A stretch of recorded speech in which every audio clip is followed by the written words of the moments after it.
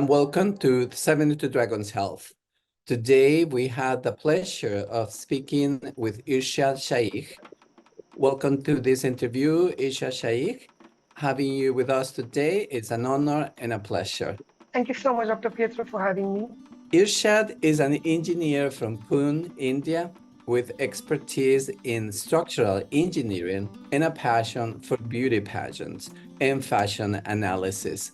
He has completed a bachelor's degree in civil engineering and infrastructure from Pune University. Irshad is actively engaged in various research projects to promote sustainability and eco-friendly construction practices. Irshad harbors a profound commitment to advocating for environmental conservation and combating illegal deforestation. In addition, Irshad engages in working towards advocating on issues related to the LGBTQI+ community and environmental conservation. By fostering inclusivity and providing support to those in need, Irshad seeks to create a safe and empowering space for individuals grappling with their sexual identities. With a track record of attending prestigious global pageant events such as the Miss World and Miss Universe, Irshad has utilized these platforms to advocate for various social causes, particularly those concerning women and the LGBTQIA+ community. My name is Dr. Pietro Aparicio from 72 Dragons Health. Thank you for joining us and for sharing your experiences with us. Without any further ado, let's begin. Irshad, how do you apply your skills as an engineer to support and advance your advocacy efforts for environmental issues? So, Dr. Pietro, I would like to begin from the place that I was born. So, Great. I was born in a very small village in India, a beautiful village surrounded by, nature and diversity, and that is where I was taught about the simplicity of the nature and the healing power of love. My family has been into farming from generations, and environment has been such an impactful factor in our daily livelihood. From there, my journey to the city of Pune and pursuing civil engineering has been quite challenging for me, but that is where I developed my love. So ever since I was a little child, I was always fascinated by structures, the idea of constructing and building things.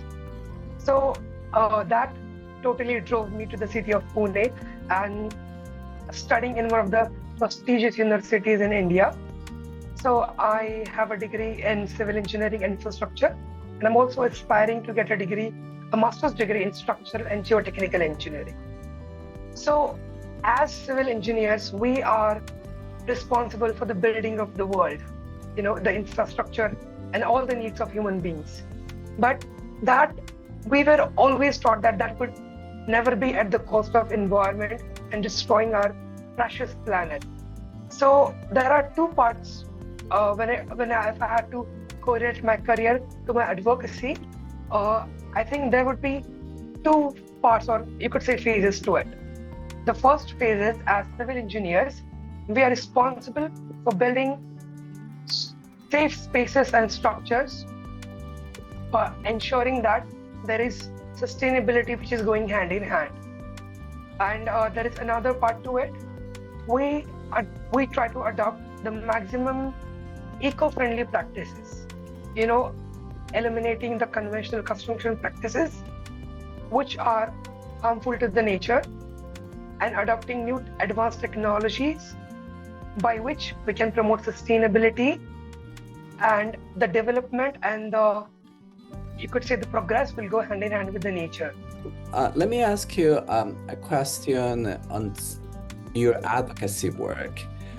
What motivated you to advocate for the LGBTQIA+ community, and how has your journey influenced your activism? So, Dr. Pietro, as you know, that India has been an ancient nation, but it's also a conservative community. And it does have a wide history of the LGBTQIA plus community. It all started with me, with my family. You know, like they say, charity begins at home. The inspiration for me came from my home. So, like I've mentioned before, that I come from a place which is a remote village in India, where people are not educated on the different sexualities and the social issues concerning the community. But my parents have always been the biggest source of inspiration for me, because they always taught me the true values of life, about being selfless and about treating each individual in the society with utmost respect and inclusivity. So this answer is going to be a bit long, but I have to tell you this. So there was this incident in my life which inspired me particularly. So my father has a small business, which is a store-based place, and he has been an active member of the society concerning the social issues in my community. From the place that I come from, there is this individual. His name is Vijay, and he's a part of a transgender community from my village. So once my father was having a conversation with his friends and his colleagues, and Mr. Vijay was there, and I was standing right there. I was a young kid, and as the people there, they were suddenly conscious and they were not feeling comfortable with the presence of Vijay there.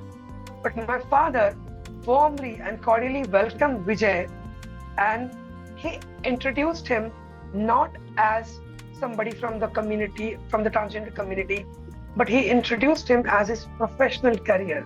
Mr. Vijay has a master's degree in the education of specially abled children, and he introduced him to his colleagues as some of the most important people from our community, and he made him share the table with him, and then he ordered coffee for everybody, including Vijay.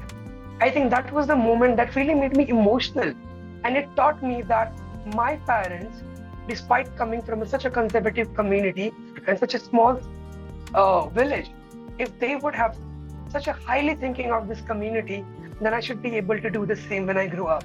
Thank you for sharing. It's great to hear how your parents had been a great influence on your life. Continue on the same topic. As a voice for the LGBTQIA plus community and environmental causes, what do you consider to be the primary obstacles confronting the LGBTQIA plus community in India and globally? And what strategies do you employ to effectively communicate and engage with diverse audiences regarding LGBTQIA plus issues? So, Dr. Pietro, like I've mentioned before, that there is an incredible lack of education. And education is not about getting a degree, like I have a degree in structural engineering. It's not about that. Education is morality. Education is empathy. And education is being inclusive and empathetic towards and having equality in the society. So one of the main concerning issues that I've mentioned, that there is a lack of awareness. It always turns me to believe that in the 21st century, there is still lack of awareness about the communities, because still the place that I come from, people are not even aware of different sexualities. They would know that there is transgender community, but they would not know there are homosexual people, there are bisexual people, for example, or there are asexual people, intersexual people. They're not aware of these terms. So this really concerns me. The another issue is being discrimination, also not having the access to the legal protection and also healthcare. I think these are some of the most important issues that we should be really bringing to the table. I'm going to that phrase again, the charity begins at home, education and morality also begins at home. So I think school and the home, I think these two things are very important in a child's life. Could you share a memorable experience from your involvement in global pageant events such as the Miss World and Miss Universe? And how do you use these platforms to raise awareness about social issues, particularly regarding the LGBTQIA plus community? Okay, so Dr. Pietro, my journey with beauty pageant started in 2013 when I was just a young kid. I was just fat watching behind the screen. And in the 2018, I made a debut as a pageant analyst and vlogger. Beauty pageants in general have a very, you could say, people perceive it very differently in various parts of the world. But I'd like to tell you that it's just not about beauty, it has a purpose. So, beauty pageants such as Miss World and Miss Universe, they do advocate highly for the equality of the LGBTQIA plus community and the rights of women. And by hand in hand, they have also been advocating for the preservation and conservation of the environment and nature. So one of the most memorable experiences that I'd like to share is that in the year 2018, Miss World, Miss Universe was held in the country of Thailand. And that year marks participation of the very first transgender participant in the history of Miss Universe, Miss Angela Ponce from Spain. From Spain, Miss Angela Ponce. And Dr. Pietro, that moment when she entered the arena on the stage, and you could see the crowd of thousands of people standing and welcoming her, cheering for her. I think that moment had all of us in tears and having goosebumps. That was one memorable experience. And also, this year, Miss World was held in India, which was a great honor to have Miss World. And I was one of the few lucky people to have the opportunity to attend the pageant. This pageant marked the 71st anniversary of Miss World, and I was there. I was able to share my message with the people, connect with people from all across the world, over 130 plus countries, and share the table with the discussion and raise the issues regarding environment. I think that was one of the best moments that I could have ever shared with you. That sounds amazing.